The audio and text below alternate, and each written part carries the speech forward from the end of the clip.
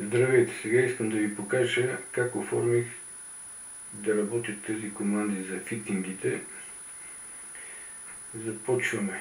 Примерно казваме командата който кат частично партикулар фитинг.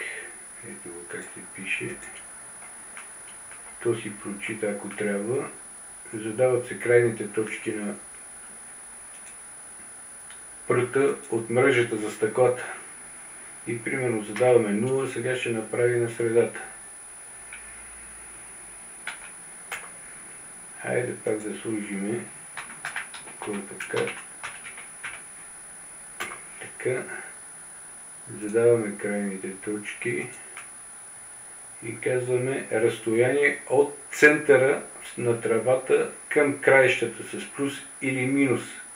Казваме примерно минус 400. Ето. После, ако кажем така, може да сложим към другата страна.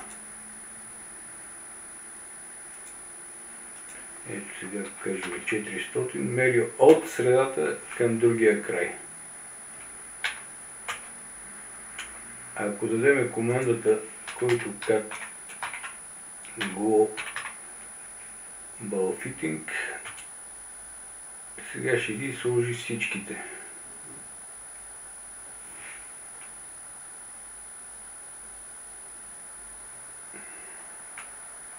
Понеже е включено и камерата и затова работи по-бавно, видеокартата не поема.